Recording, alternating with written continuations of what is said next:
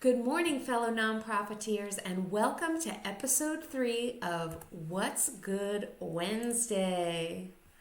As always, I'll be your host as we celebrate what's good in the nonprofit world this week. My name is Jamie Dingler. I'm the owner of What's Good LLC, a nonprofit marketing and fundraising consulting company based in Maryland, and I'm also the author of the itty bitty book of nonprofit fundraising. Our show is chock full of great news this week, and we'll get started in just a moment. But first, if you have good news going on at your organization, whether it's a successful fundraiser, an awesome mission moment that you want to share that happened with one of your clients, a new program that's starting, anything that's great going on at your nonprofit, please send them my way. Also, if you have any questions about marketing and fundraising that you would like to have answered, send them on to me at wednesday@bewhatsgood.com.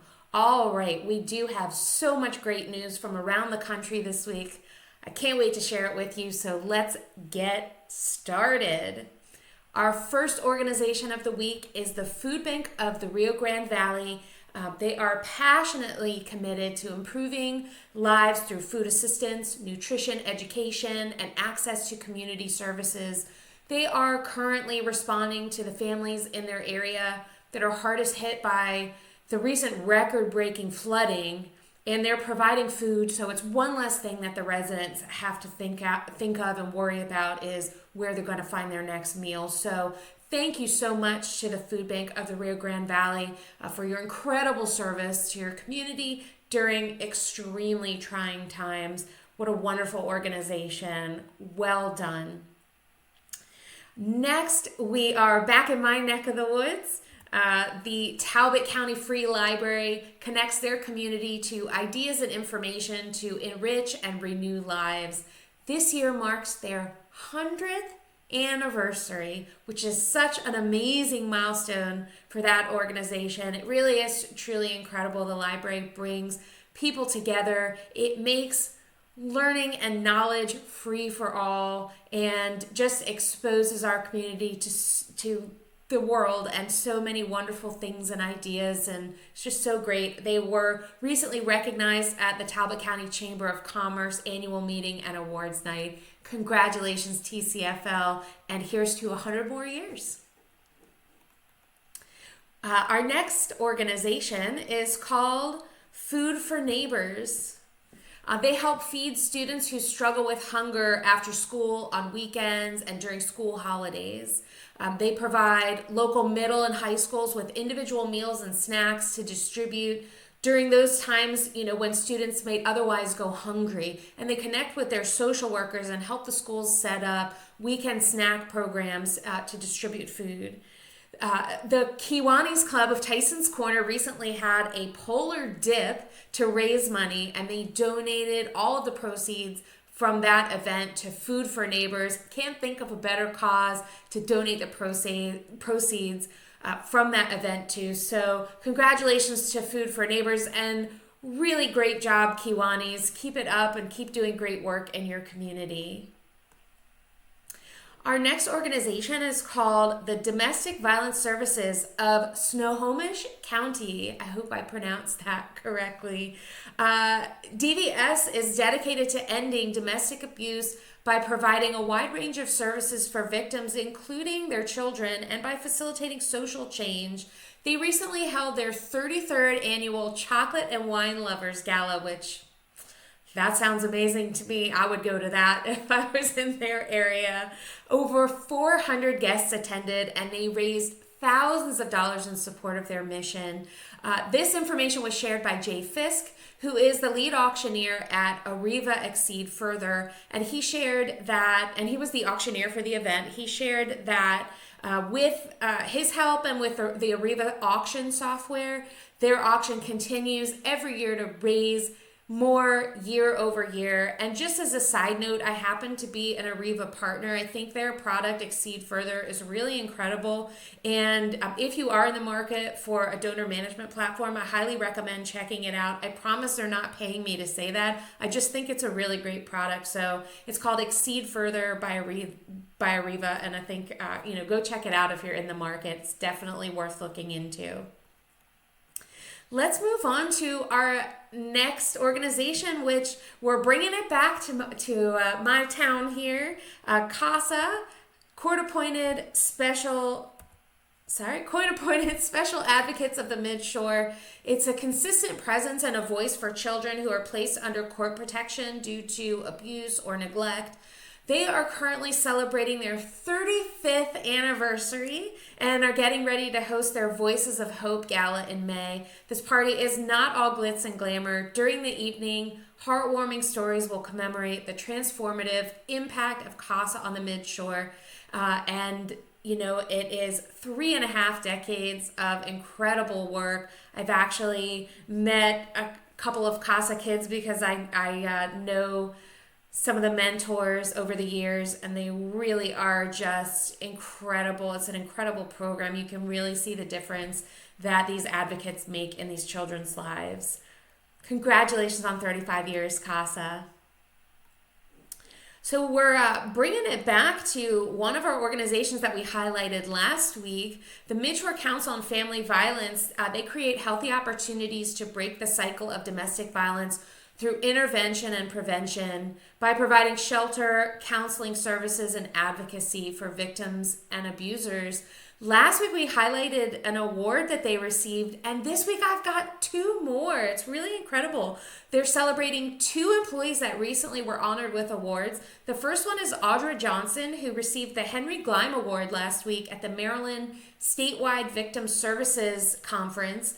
Each year, one person is selected to receive the Gleim Award, which recognizes outstanding services to crime victims and those who work to serve them. In addition, their special projects and evaluation director, Pam Jordan, just got notified that she won the Purple Ribbon Award from DomesticShelters.org this year in the category of Annual Research or Impact Report of the Year. Pam runs their Geographic Information System, which is nationally recognized. And so congratulations to Pam and to Audra and Midshore Council. Keep up the amazing work and keep being recognized for the incredible things you do for your community. All right, when I said we're all over the country this week, I meant it. We're headed to Tempe, Arizona, to City Hope Tempe and Derek Barksdale. Congratulations to Derek, who's just received an Emerging Leader grant from the We Raise Foundation. City Hope Tempe is a ministry of City Point Church, and it serves to provide help and hope for people in need. It's more than a food bank. City Hope Tempe is arranged like a store and allows guests to shop for food, hygiene, and clothing items at no cost. It's also a place where they can be connected with helpful programs, resources, and services. This is awesome. This grant, which is $30,000 over the course of 2 years, is going to help fund the organization's laundry remodel and expansion. So that will give them the ability to serve the community by giving access to free laundry services. This is such a cool expansion of your program, and congratulations, Derek, on the in receiving this wonderful grant. Congratulations to Tempe for having such a wonderful organization in your midst. We're moving to Baltimore in Maryland to Rise Arts Center of Baltimore. They provide a multidisciplinary arts education to a diverse range of youth while placing special focus on underserved communities and youth and adults with autism or other intellectual disabilities in Baltimore City. Their goal is to strengthen creative skill sets by utilizing art exhibitions, musical theater, art therapy, creative writing, and entrepreneurship education. Cool organization. Over the weekend, they held their very first Rise for Acceptance Autism Acceptance Community event, and it was a huge success. Congratulations to them, and keep doing what you're doing. It's really incredible. what you're doing for your community. Now we're moving to Delaware, to the St. Andrew's School, which was founded in 1929 and has an unprecedented commitment to financial aid. St. Andrew's School is a co-educational Episcopal all boarding school located on 22 acres in Middletown, Delaware. It has for more than 90 years been a school that's accessible to all students who are qualified for admission, regardless of their family's financial means. And how they do that is by raising funds. And they just completed a 24-hour giving day. For this giving day, they set a goal of 750 gifts to the Saints Fund in 24 hours. Did they reach their goal? No, they exceeded it. They set their goal of 750 and they ended up with more than 1,000 donations to the Saints Fund. So what an amazing community you have around your mission and around your school. And thank you to all of the Saints who made it possible for qualified students for all over the Delaware, Maryland, the whole area to have access to exceptional education. It's such an amazing feat. Now we're moving back to Baltimore at the Community College of Baltimore County. CCBC transforms lives by providing an accessible, affordable, and high-quality education that prepares students for transfer and career success, strengthens the regional workforce, and enriches the Baltimore community. CCBC celebrated a huge success at its 18th annual gala called Lights, Camera, Reflection. This event brought together over 500 attendees for an evening of celebration and philanthropy, and raised nearly $300,000 for student scholarships and programs. That $300,000 raised is an additional boost to CCBC's ambitious 6-year Bridge to Success campaign, which has now garnered, wait for it, brace yourselves, over $68 million. And is set to conclude in June of 2025. Congratulations, CCBC. I can't say enough. If I use the word exciting one more time, there just aren't enough words. What an amazing feat. Not just the success of your event, but the success of this amazing Bridge to Success campaign. Keep it going and, way to make education and career advancement accessible to your community. So I cannot believe it. We're already at the end. We're ending this week with an organization that, again, is close to home, one that I love a lot. It's the Avalon Foundation. They began as a community theater and now have grown into the largest arts organization on the Eastern Shore of Maryland. Their mission is to inspire, enrich, and connect diverse audiences through arts, educational, and cultural experiences inside the historic Avalon Theater and throughout Maryland's Eastern Shore. It really is amazing what the Avalon is able to do. They bring in artists from around the world. They have a huge theater, and then they also have a listening room. And then they do these unbelievable events for the community at large. One of them is their annual multicultural festival that's coming up on May 3rd. This is such a cool event. The Avalon Multicultural Festival is a joyful celebration, truly is, that showcases and honors the diversity of the local community. It fosters understanding, promotes unity, and appreciates the traditions, arts, and music and culinary delights of the varied cultures. Then you would be really surprised. We live in a very small area on the Eastern Shore of Maryland, this tiny little area, and it really is a beautiful melting pot of cultures and people from all over the world. And this event is such a great way to showcase that and introduce people to to other thoughts and ideas and music and food and artwork, and it really is just such a beautiful thing. So if you're in the area, you should check it out on May 3rd. And we can't wait. I hope the Avalon will send us an update on that event after it happens and tell us how wonderful and successful it is. I know it will be.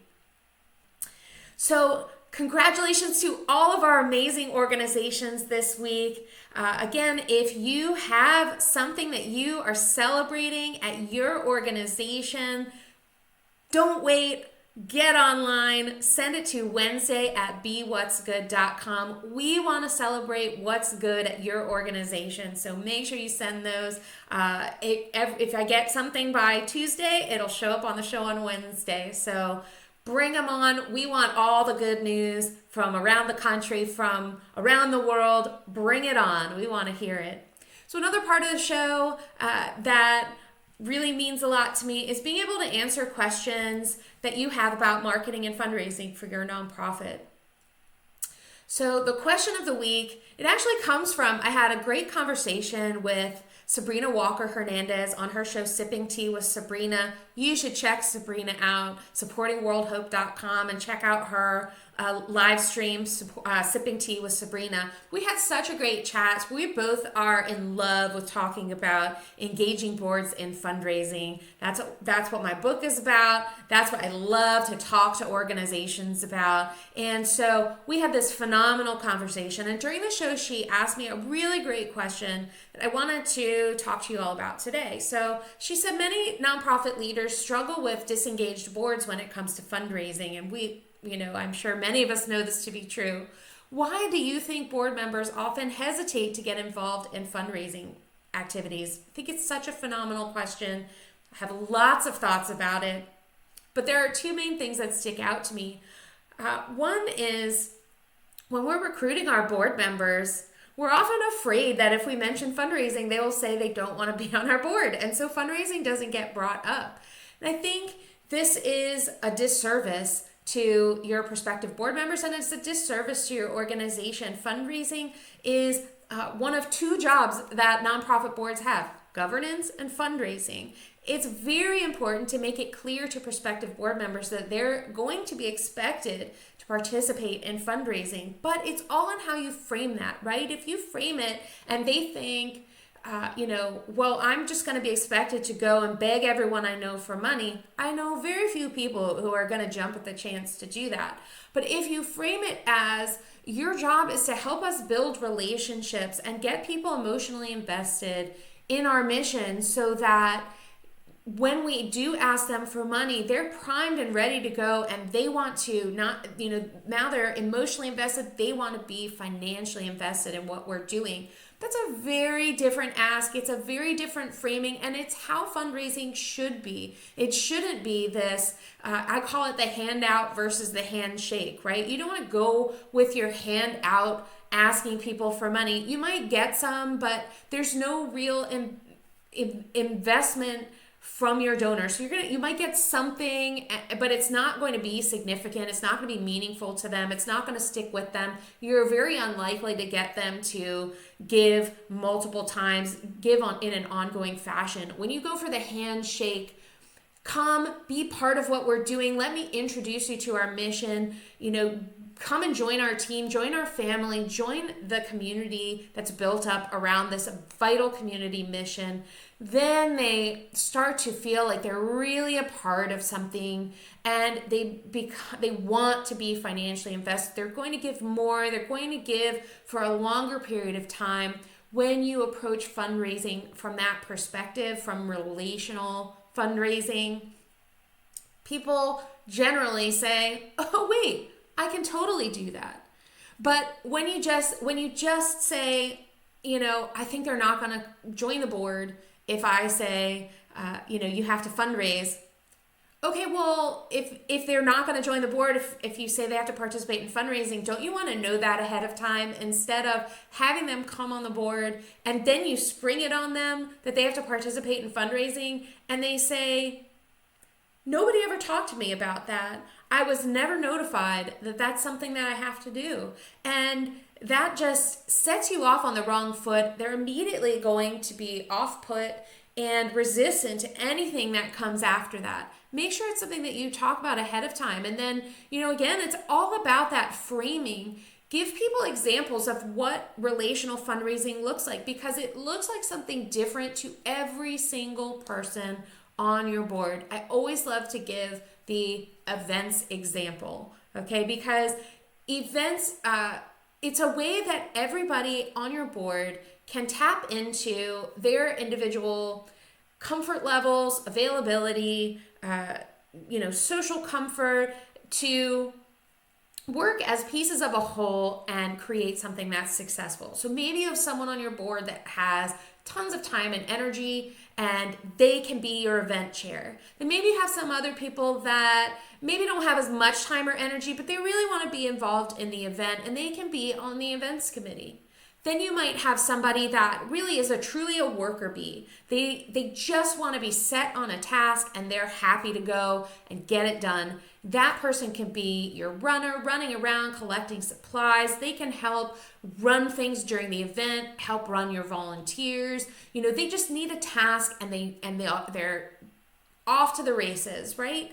Then you might have your social butterfly in your group who really wants to be the person that goes up and welcomes everybody and thanks them for coming on behalf of the board of directors and the organization, introduces people to staff, answers questions. They're the schmoozer, they're the thank you person, really making everyone in attendance feel appreciated for attending the event.